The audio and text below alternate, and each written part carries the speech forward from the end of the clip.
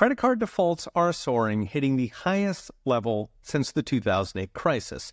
The latest parting gift from Joe Biden's merry band of arsonists.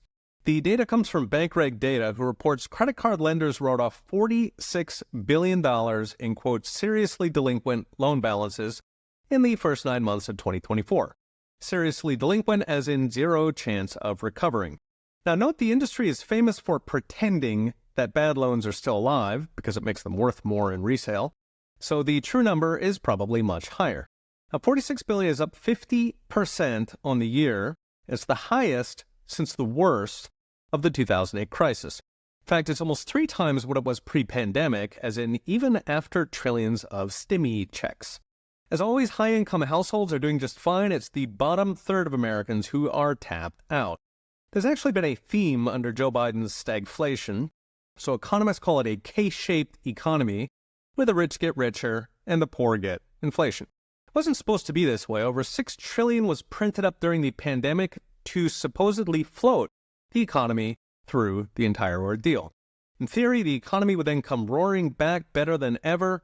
In reality, of course, activists and donors feasted on the extra money, converting it into a bloated, permanent government that is progressively replacing the real economy with welfare and crony spending. From so-called green energy to ammo for Ukraine to an activist industrial complex ranging from university DEI to BLM riots. So what's next? Brought to you by Unchained.com. Even with the $46 billion in write-offs, credit card debt is now past $1 trillion, also up almost 50% in the past 2 years. Worse, the interest rate on credit cards just hit a record high of 23%, which is up from 14% pre-pandemic. At 23%, those cards cost $230 billion a year to service. So that's almost double what families were losing pre-pandemic.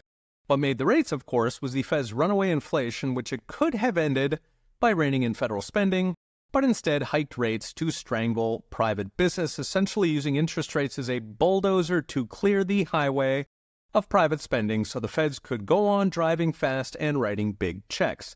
The jobs and wages drove people to first drain their savings, then to put even necessities on the card. I recently mentioned how an increasing number of Americans are buying groceries on their credit card. And then the rate hikes finished them off, driving rates up on everything from car loans to mortgages to, yes, the credit cards themselves. Put it together and you've got millions of Americans who can't find decent work that pays, but they still have to find a spare $230 billion to service the card. Now, you could argue those loans should not have been made, and maybe in a world without bank bailouts, they wouldn't have been made. Banks would have been more careful. But here they are, and the only way out, short of mass credit card default, is to get the economy back to growing, to get wages above survival level. Mass deportation will help, deregulation tax cuts will help, and DOGE-led cuts in federal spending will help.